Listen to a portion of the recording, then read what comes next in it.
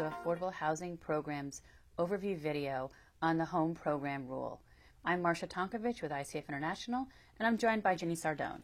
Hi, I'm Ginny Sardone, the Acting Director of the Office of Affordable Housing Programs at HUD. We administer the Home Program. This video is one in a series of videos about the new home rule changes. This video will provide an overview of those changes to the rule, but it's also followed by a series of other videos which are summaries of the major sections of the rule, and then what we're calling micro videos, which are very limited specific topics, very short videos, which will cover not only the rule requirement, but also some of the things you can do to implement the rule at home. As you know, the HOME program is the largest federal block grant of funds to state and local governments for affordable housing programs, and it's actually assisted more than 1.1 million units since its inception. The new rule provides some additional flexibility as well as some additional requirements related to the HOME program. This video, as I said, is one in a series, and we encourage you to look at all the other videos for additional detail as this webinar will provide an overview of the requirements. So Ginny, I know there were several factors that led to the implementation of the new home rule. Can you give us a highlight of why HUD changed the rule at this time? Absolutely.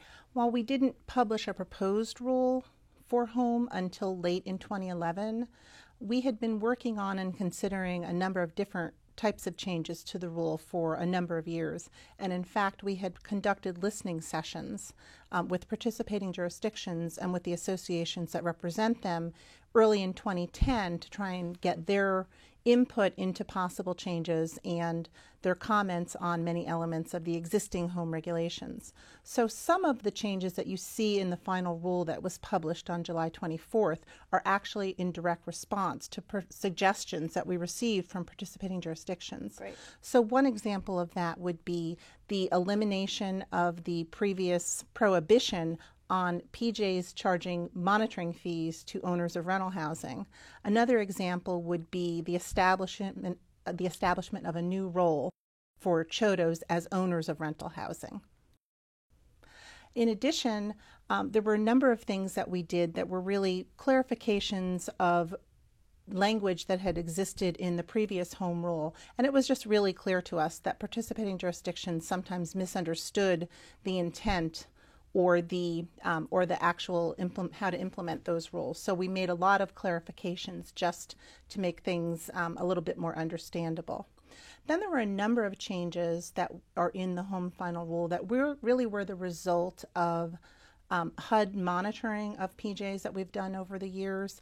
For instance, one of the things that we found is that there's a really strong correlation between a PJ having and following written policies and procedures for their program and compliance or non-compliance. Therefore, you see in the rule that we've established a requirement that all participating jurisdictions have written policies and procedures because we feel that that will minimize non-compliance. Then, of course, there are a number of changes with respect to CHODO performance. And we've been concerned for some time about the performance of some CHODO organizations that had difficulty bringing projects to completion. So the new CHODO capacity requirements and the new deadlines for CHODO expenditure are a result of those concerns. And then, of course, in the home program, timeliness and outcome reporting have always been very important to us. So we, in response to continuing concerns about that, we've established new deadlines related to project completion and project sale or project occupancy.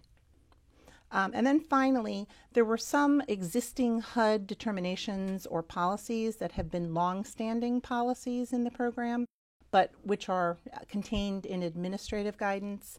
And we have added those to the regulations just for clarity. So an example of that would be, for the first time, the rule reflects our longstanding policy that contract for deeds or land sale contracts are not a form of homeownership under the definition of homeownership in the home rule. Thanks, Ginny, for that overview of why the changes to the home rule were done at this point in time. Let's talk about those top 10 changes that were included within the new rule, and we're going to be covering each of these 10 changes over the next sections in this video. So the first of those was a change to the definition of commitment and what counts toward the commitment definition. There also are a series of new deadlines that Ginny will go over that will cover some of the major changes in the way that you complete projects and report on that completion. Next, we're going to talk about CHOTO capacity and CHOTO roles and some requirements related to that. And then a series of requirements related to underwriting, subsidy layering, market assessment. On a similar note, we're going to talk about some new requirements related to financial oversight of rental projects and how do you address troubled rental projects. Then we're going to move on to some things about homeownership units. So we'll talk about the changes in the value limits and the changes related to significant home buyer program policies and how you assist home buyers. The next important kind of change we want to talk about relates to income determination and how the definitions of income and determination of income has been changed.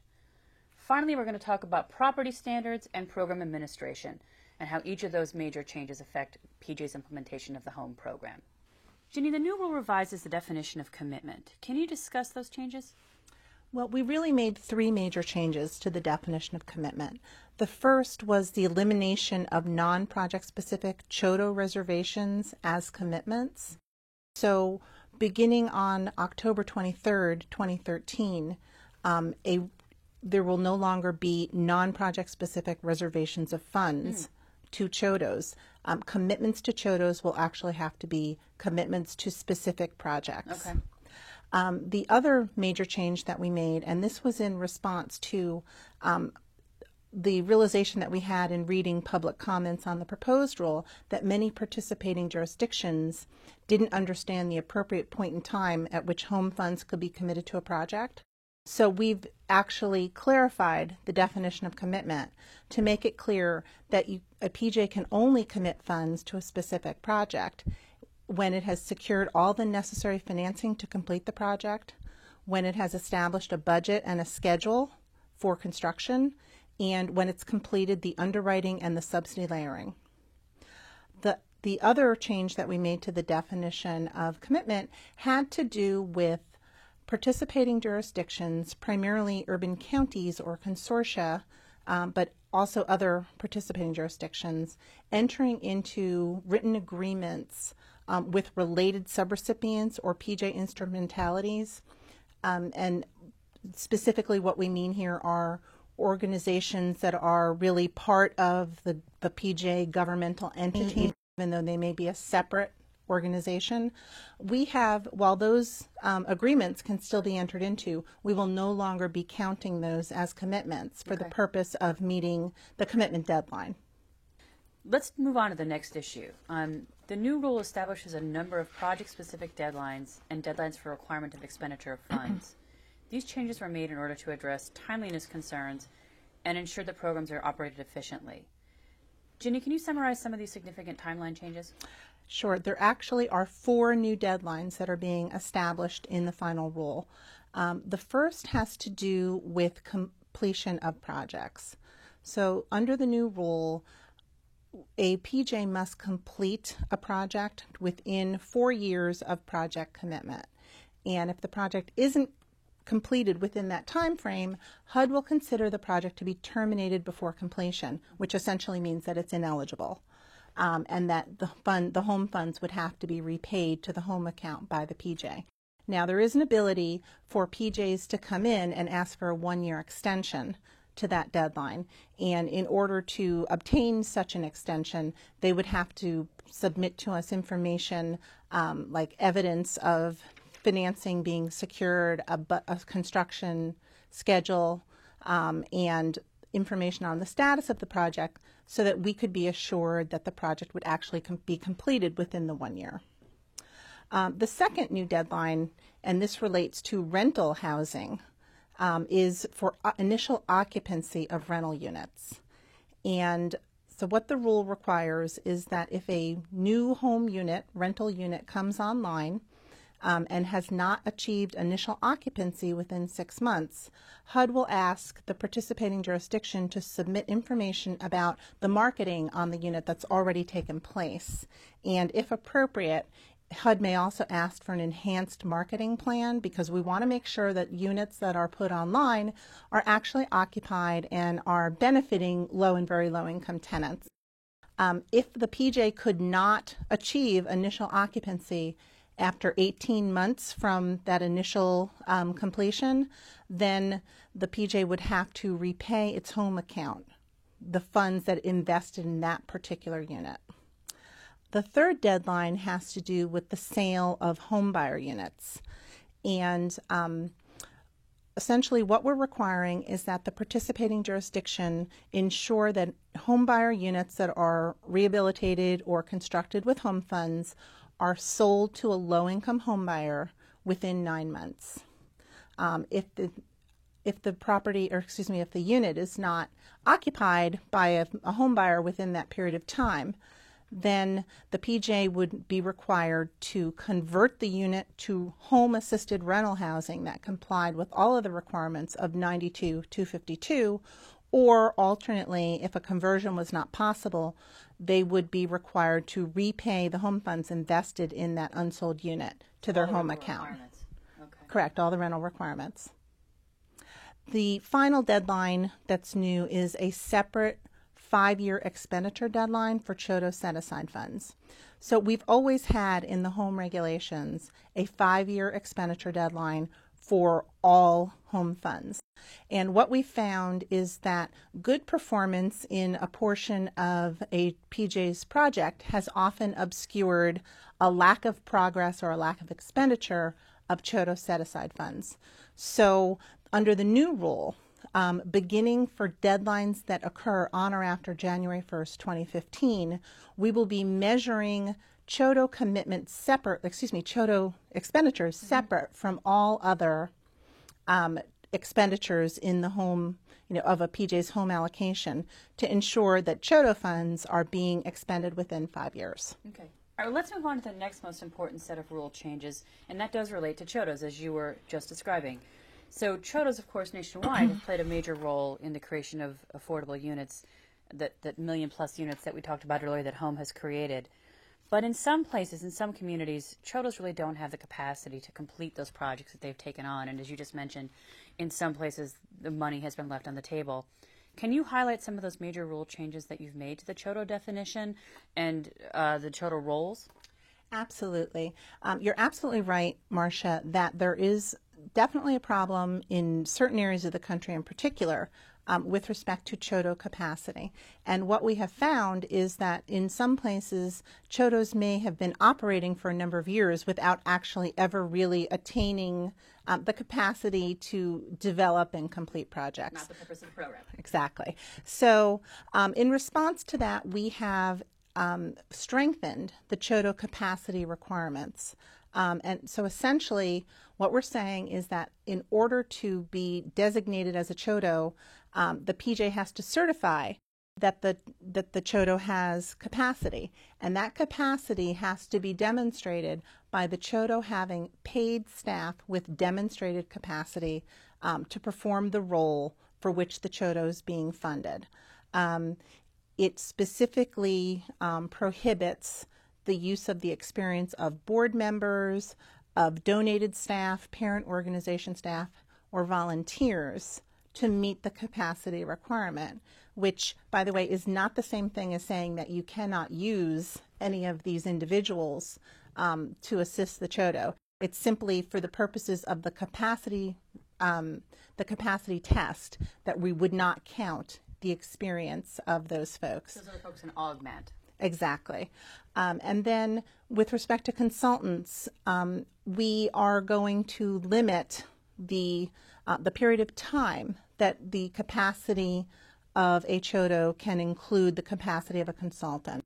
We did experience some problems with that, in the past, and so what the new rule requires is that a new CHODO that is in its first year of participation as a CHODO in the home program can count the capacity brought to the table by a consultant toward that capacity test. But after that 1-year period is over, the CHODO would have to demonstrate capacity based only on its paid staff. In terms of the other change related to CHODOs, we've made some changes to the roles that CHODOs play. The home statute states that the CHODO set-aside can only be used for housing owned, developed, or sponsored by a CHODO. Now, for many years, the description of what each of those roles has been in administrative guidance. And so this new rule, for the first time, promulgates those roles or codifies them in regulation. But we have made some changes to the roles that have been previously described, which we think will actually help more organizations to access the CHODO set-aside. So the two that I'll focus on is the new owner role for CHODOs. One of the biggest challenges that CHODOs have had is developing and maintaining development capacity to function on a continuing basis as a developer. And in a lot of cases, small organizations or organizations in rural areas just didn't operate on a scale that made it feasible for them to develop or maintain development capacity. So with this new owner role, a CHODO will be able to own and operate rental housing that it did not develop. This is really a very major change to the home program.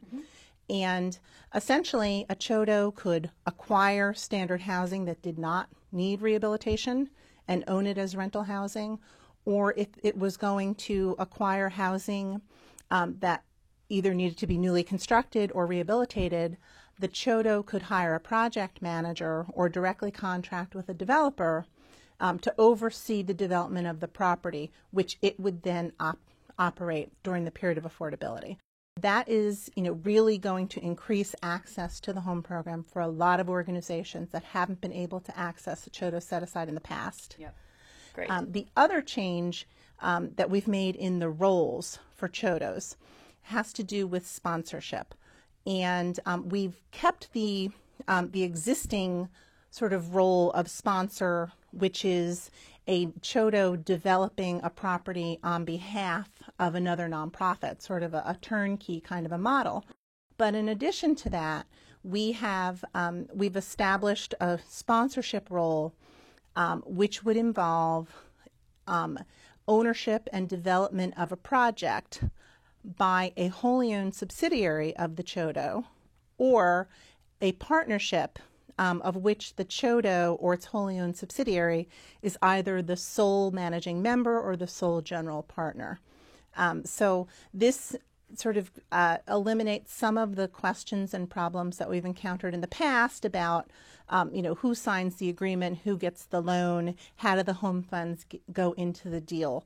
And so this really clarifies exactly how PJs should be treating projects owned in partnership in particular, which is very common for tax credit projects. Yeah, it's been a really common set of questions that we've seen, and it sounds like those role changes should really help a lot more nonprofits to participate. So let's move on to the next set of changes, which have to do with financing and underwriting and market assessment and around subsidy layering as well. And these rules have been changed to really look at project feasibility and financial viability and make sure that home projects really remain viable over that affordability period. These requirements were referenced in the 2012 appropriation and continue on in the new rule. Can you give our viewers a sense of those requirements? Sure. We're very concerned that our participating jurisdictions really look at the viability of a project with respect to, first of all, getting it developed and completed, but then also the sustainability of the project during the period of affordability, given the limitations on home rents. So essentially, we've always required subsidy layering in home projects that where home funds were being provided in combination with other sources of public funding. What's new in the final rule is we're going a step further and we're requiring our participating jurisdictions to establish written underwriting standards that ensure that home investment and developer return is not excessive.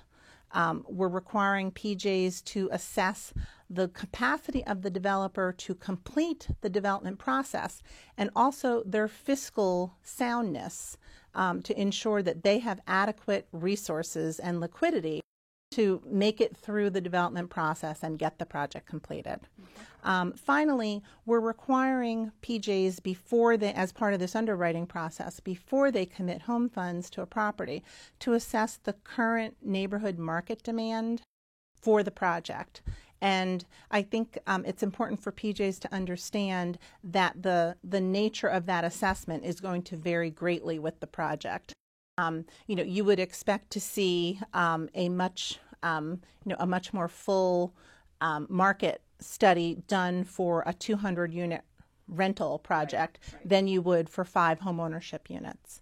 But we feel as though these new requirements will really focus our participating jurisdictions on the ability to get projects done and to make sure that they're sustainable over the long term. That's great, and that should really help in terms of ensuring that we have more viable home projects throughout the affordability period.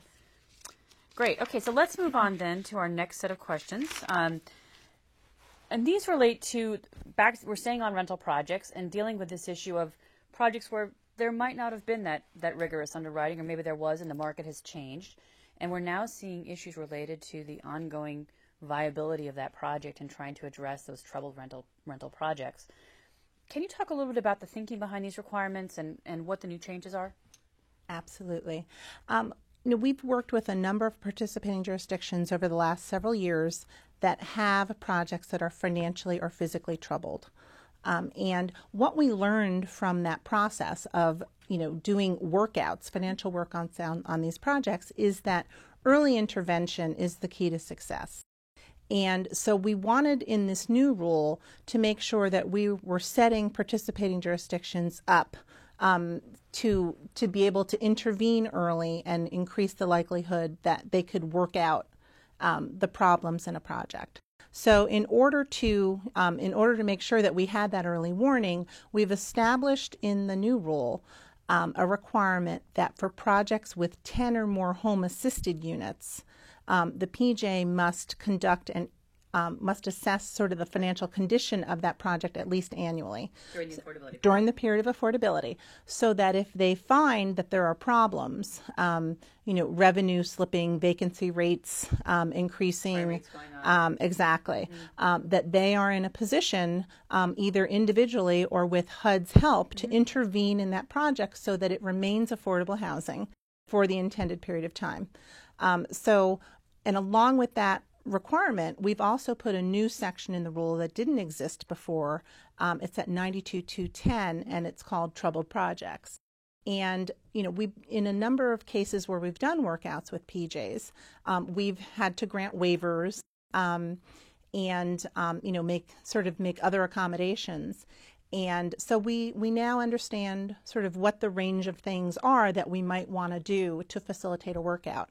And so by establishing this new section, we're giving ourselves in HUD headquarters the ability to take these actions without having to go through the waiver process. Workout processes tend to be time consuming, and we don't want to have to layer a waiver process on top of that. So we feel this will give a lot more flexibility to HUD and to PJs to get workouts done and to be able to put troubled projects on the right path. So, for example, a PJ could come to HUD headquarters and ask to put more home money into a troubled project, and you would take a look at that, and the new rule enables you to do that without a waiver. Exactly. The kinds of things that we can do under this section that we couldn't do before without a waiver are putting additional home funds in during the period of affordability, even using home funds for activities or costs that aren't typically eligible, like funding and operating reserve, and also reducing the number of home units in a project, if that's what's necessary to resolve the financial problems. Required. Exactly. Yeah. Okay. Terrific. Correct. Great. Well, those sound like some really important changes, which will help address some of these troubled projects that we're seeing across the country. So let's talk about homebuyer programs. Let's move on to homebuyer programs.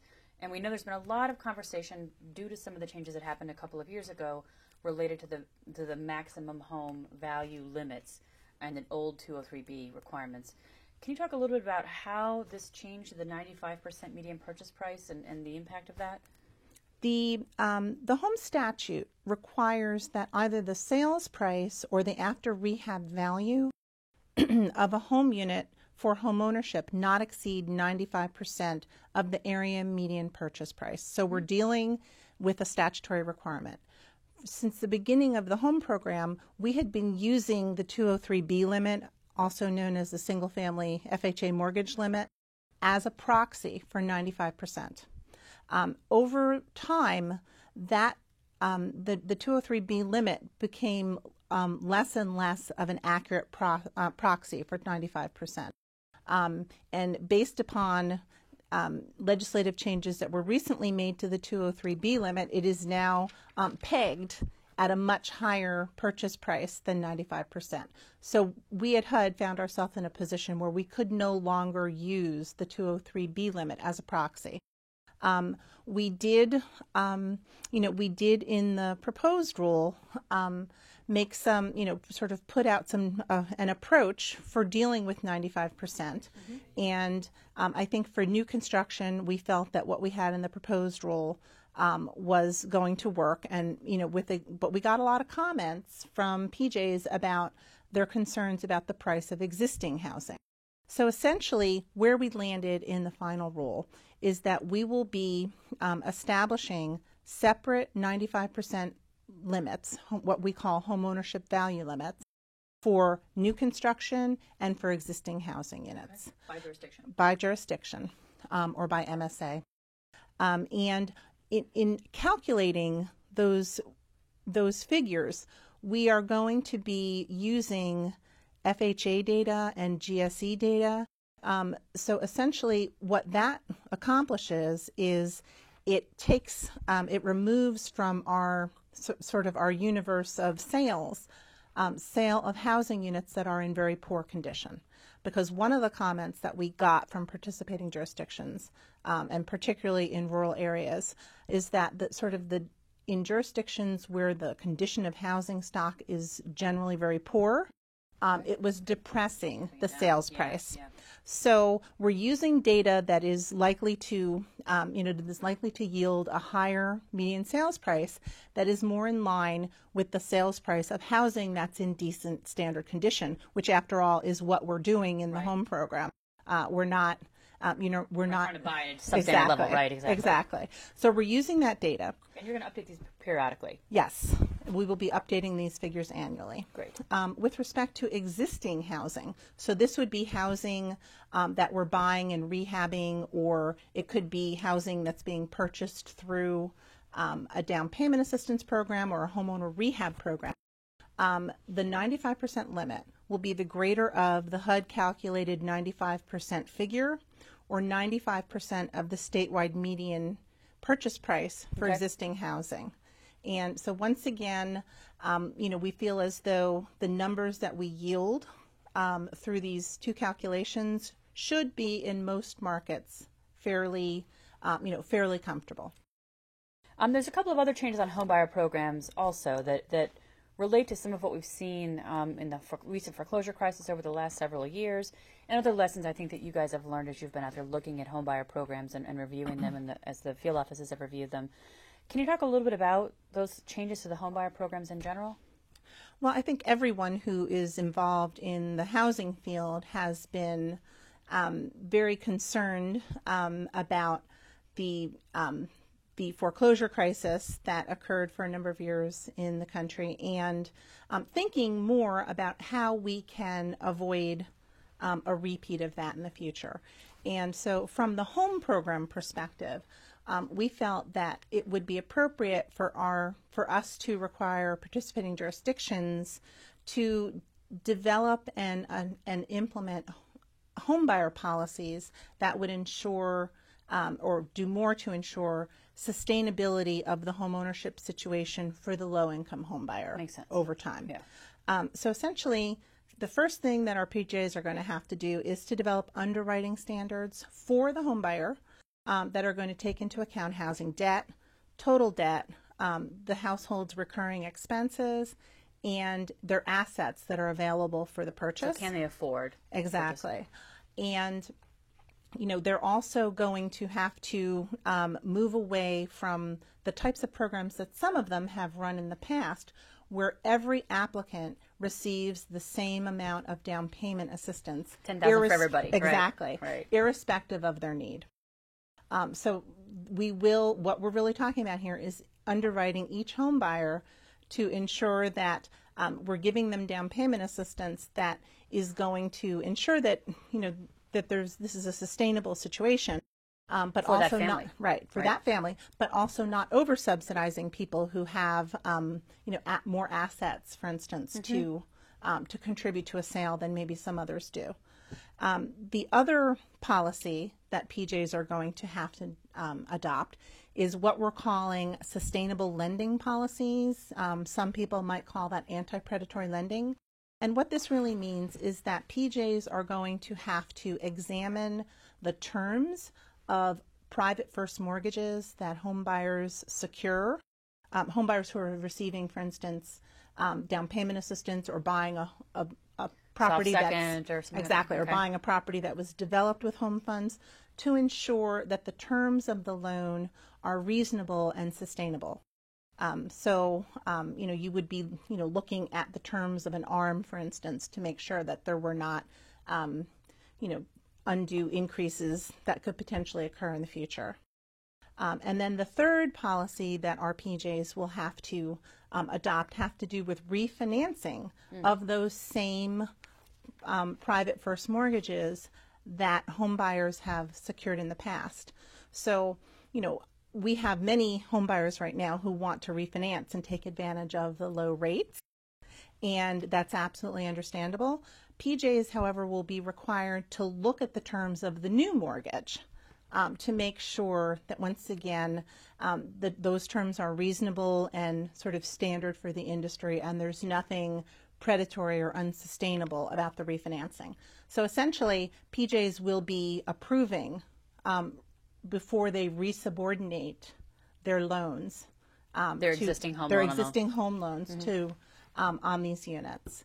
And then in a separate separate requirement that's not really part of these policies and procedures, we will be requiring that every low-income home buyer who either receives home assistance to purchase a home or purchases a home that was constructed or rehabilitated with home funds receive housing counseling. Now, we have given our grantees, our participating jurisdictions, flexibility to determine the length, the content, and the form of the housing counseling. But they have to ensure that some kind of housing counseling takes place that prepares the home buyers, most of whom are going to be first-time home buyers, for dealing with not just the process of the purchase, but also sort of what is expected in a home ownership situation. So it's not just my budgeting, but it's my ability to maintain the home and everything else during that affordability period. That's correct. Okay, and so that really takes a lot of lessons learned from the last couple of years about some things that we know didn't work, and really puts in some new requirements to help ensure long-term viability of this housing. All right, well, let's move on from homeownership and begin talking about income documentation and determination. So the rule makes some changes about the definitions of income and how it's documented and determined. Can you, and a lot of that was, common things we saw from PJs that they just didn't understand. And also there's been some changes in the rules and some clarity. So can you give us a recap of how the income rules are going to change?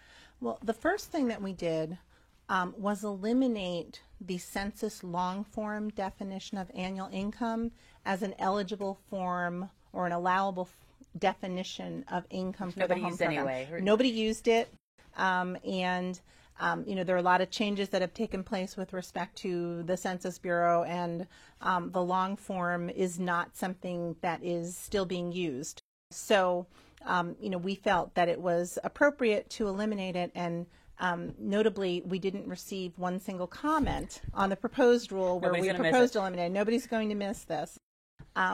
The other thing that we're doing, and this has been something that we've been telling PJs for a long time, and we have in some other kinds of guidance, but we've put it in the rule for the first time, that participating jurisdictions need to use a single definition of income for each type of program that they run. And that's been policy for a while. That's been policy for a long time. So what that really means is that if you're running a down payment assistance program, that you choose a definition of income, and that is the definition of income by which all applicants are evaluated for income eligibility. So you can't try different definitions on Mrs. Jones when she applies for down payment assistance. Now, with respect to rental projects, we will permit different definitions in different projects, but the PJ has to determine which definition of income, so the Part 5 or Section 8 definition of income or the IRS adjusted gross income definition, they're going to permit a rental owner to use in a specific project. Okay. So this is really all about equitable treatment, all applicants. But with respect to the rental projects, allowing the definition to be established by project rather than for the entire rental program permits the participating jurisdiction to align requirements Tax with other credits, funding yeah. sources. So if it's a low-income housing tax credit project, they're going to want to use the Part 5 definition because that's what's used in tax credits.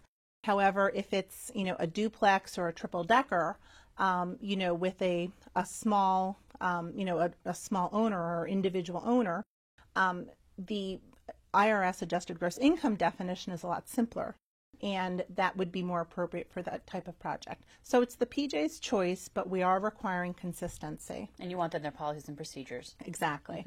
And then the other change that we made is that the rule requires that when a participating jurisdiction or subrecipient, state recipient, project owner does an income determination to determine eligibility of an applicant for home assistance, that they look at 2 months of income documentation. The home rule was previously silent on what period of time or how long a period of documentation the PJ had to obtain. However, the technical guide to determining income and allowances for the home program, which was first written back in the 1990s, has always required 3 months. So we decided that we really needed to put something into the home rule, and after obtaining comment on the proposed rule, we determined that 2 months was a more appropriate time frame, and it was consistent with what private lenders require as well. Great, that makes sense, and I'm sure you guys will update those resource materials to Yes, absolutely, we will. in concert with that. Okay, terrific. Well, let's move on then from income and let's start talking about property standards, because there were a number of major changes related to which standards apply and how frequently you have to inspect. And some of this was necessitated by things outside of HUD, where some of the national codes were changed many years ago and getting in line with that. But then there also are other inspections done for other types of financing, and I think you wanted to sort of make home consistent with some of those other sources. So can you talk a little bit about these property standards changes? Yes, so the new rule establishes property standards for home-assisted new construction, for rehabilitation, acquisition without rehab, and for manufactured housing. As in the existing rule, PJs are required to ensure that home-assisted projects comply with state and local building codes and standards, and in the absence of such codes, PJs are required to follow the codes that are cited in the regulation, so for instance, the International Residential Code. We delayed the effective date of the property standard requirements for 18 months to provide HUD with adequate time to issue minimum standards for rehabilitation that will be based upon the Uniform Property Condition Standards, or UPCS, and also to allow time for PJs to develop rehab standards that address at least those minimums that we publish or promulgate. Now, for projects with more than 26 total units that are being rehabilitated with home funds, we're now requiring a capital needs assessment. New manufactured housing is now going to be required to be on permanent foundations, and existing manufactured housing that's being rehabilitated must be permanently anchored in order to be eligible for home funding. So if you have a unit which for reasons of age cannot be anchored in any manner, it would not be eligible for home assistance, and at that point in time we would recommend replacement of the unit. Okay, which home could do. Absolutely could do. Project inspections and completion inspections are now specifically required in the rule. Obviously, these were things that people were doing. It's been policy, but yeah. And it's been policy, and that's construction management or rehab management process, 101. Process 101. Right. But we have had some situations where those kinds of inspections were not being conducted, and so we've put that into the rule to ensure that in all cases we have progress inspections and completion inspections to make sure that the work that's contracted is being done, and that and then at completion that the property meets the applicable property standards. Now, PJs can do these inspections themselves, or they can contract out for the inspection to be performed by an individual contractor or under MOA with another funder. But somebody who's responsible Somebody to them. who's responsible to them and who is representing their interests essentially during that inspection. In addition, PJs must ensure that rental properties meet state and local habitability codes, and in the absence of such codes, properties must be inspected for compliance with UPCS. And this is intended to better align home with low-income housing tax credits and USDA programs. Which uses those standards. Correct. Yeah. Okay. The housing world is moving toward those standards, just as This is part of that consistency across agencies. exactly that we talked about. it's part of the attempt to align requirements across federal housing programs. Which makes sense. People are layering these sources left and right. So. And then finally, with respect to ongoing inspections of rental housing, inspections will now, or inspection protocols will now be risk-based. So the PJ is going to be required to perform an inspection of the property within 12 months of project completion. And then it must inspect the property on an ongoing basis at least every 3 years thereafter. However, if in any of these inspections, violations or problems with property conditions are found, the participating jurisdiction would have to develop a schedule for more frequent inspections of that project until it was assured that all deficiencies had been corrected and that the property was now being properly Back on solid maintained. footing over time. Okay, terrific. Exactly, right. Okay, great. All right, well, our last set of changes deal with a group of different administrative tasks having to do with monitoring and some about program income. Can you talk a little bit about these administrative changes? Sure. There are a lot of different administrative changes and sort of new procedures and policies that PJs will have to adopt, but I will just try and focus on I think probably what are the top three. So first of all, if you look at 92504A, which is the PJ responsibility portion of the reg, what you'll find is that we are now requiring written policies and procedures be established for all aspects of home program operation by the PJ, and that it has to include policies and procedures for assessing relative risk among funded entities and projects. And PJs also have to put in place procedures for monitoring funded entities or projects. So, and this was really in response to our findings over the years that there was a strong correlation, as I mentioned earlier, between non-compliance and PJs either not having or not following written policies and procedures. Right. So this is an attempt on our part. Or borrowing the CDBG ones. Yeah, that's another one. So this is an attempt on our part to sort of raise the floor in terms of PJ practice.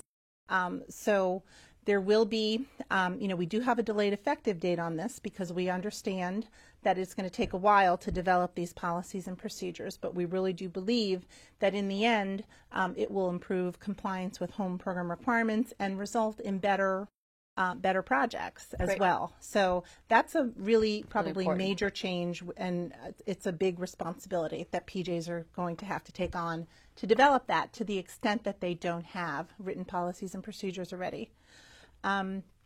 There are, without enumerating them because they are many, there are a number of changes that participating jurisdictions are going to have to make to written agreements. Yes.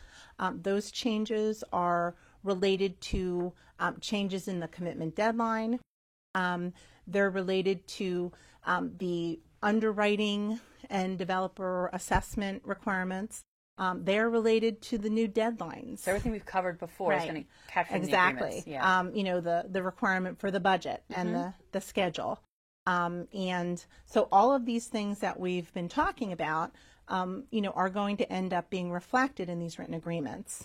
And then, you know, there are other things that new requirements that we've added for, you know, in the written agreement section of the rule that primarily relate to PJs including in their written agreements adequate enforcement mechanisms for them when they have non-compliance with, you know, a developer, you know, who isn't following the terms of the agreement. So what's the PJ going to do? Right. And Okay. what we have found, and what some PJs have found over the years, is they identified the problem that they had, but they didn't have adequate enforcement mechanisms in their own agreement to try and correct it. Remedy. Okay. So once again, this is lifting the floor, because by requiring this in the written agreement, we're hoping to give PJs more ability to correct and adjust, you know, and deal with their developers as they, you know, sort of as they go along. Makes sense. And then the next, the third of the three major changes, I think, is a requirement that all program income, whether it's received directly by the PJ or whether it's being permitted to be retained by a state recipient or a subrecipient, be recorded in IDIS. That's an existing policy. That's an existing policy, but our Inspector General did a national audit of home PJs, and they found a lot of non-compliance with that. And so they suggested, and we agreed, that it was appropriate to make it more clear that this is actually the requirement by putting it into the regulations. And I think, as most PJs are aware, last year we launched a new module in IDIS that finally permitted correct accounting for program income by PJs, because a large part of the issues that developed over time with respect to receiving program income in IDIS had to do with a lack of appropriate functionality in the system. Sure. And so that's been corrected. And so PJs really need to ensure that they develop the policies, the procedures, and where they're permitting state recipients or subrecipients to retain program income, the reporting formats to ensure that all program income is being received. From subrecipients and state recipients, that we're tracking those somehow. Right. Absolutely. Well, great. Well, so that actually rounds out our top 10 changes to the rule. And again, we encourage everybody to read the rule, to download it from the One CPD website and really read the details, because there's much more than we've been able to cover here. So, Ginny, I know that a lot of PJs are wondering how to get this implemented and really begin to integrate some of these important requirements into their program, particularly given the timeline of when everything becomes effective. Can you give us a sense of what you'd recommend, if you were working with a PJ, what would you recommend that folks do right now to get started on the implementation? Well, the first thing that I would suggest is that PJs and other program partners or program participants actually read the rule. It is long, I understand that.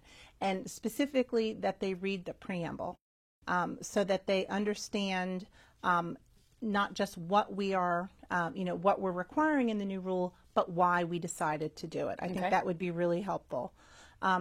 I would also suggest that PJs and others review the guidance that we are posting on our Home Final Rule website. Okay. And specifically, I think at this point in time, the most helpful thing that we have available is the section by section summary of the rule. Yeah, that's really helpful. And, because it puts it into, I think, more plain English than perhaps some people would think that the rule is written in, and really explains what the requirement is. Digestible bites, In too. digestible bites, and also gives some suggestions about what you need to, what you may need to do in order to implement this. We certainly will be adding additional guidance to the website as we get it developed and as it becomes available. And new tools, I understand, New as well. tools and toolkits. We are hard at work on all of those different things. I would also suggest that that PJs and others watch these webcasts that we're doing. This is the overview webcast where we're discussing a number of different things, but we will be developing over time a series of other webcasts that we will record and put on our website that either reviews the requirements or gives our participating jurisdictions advice about how to actually accomplish certain things or what's required in order to meet the underwriting requirements, tips, techniques, or just a different kind of explanation that you see than you might see in writing on how to actually comply. We're doing some briefings across the country. If possible, I would really encourage participating jurisdictions to register and attend one of those. Then in terms of sort of the to-do list, the things that have to be done, if I were a PJ, I would sit down with the rule or with the section-by-section analysis and really start to make to sort of look at and make a list of the policies or the procedures that I need to change, or documents, whether it be written agreements that need to be updated, either because HUD specifically requires the written agreement to be updated, or because they find that there's some deficiency related to their boilerplate. The reset recapture agreements. Exactly. Yep. So, absolutely they should start making a running list of the things that they need to be changed, essentially a to-do list. Whatever changes they need to make to their specific program. And then I would also suggest that they take note of the effective dates. Most of the rule is effective on August 23rd, 2013. Or in the case of project-specific requirements, it's effective to projects to which home funds are committed on or after August 23rd. There are a number of different provisions that do have delayed effective dates. The CHOTO rules do.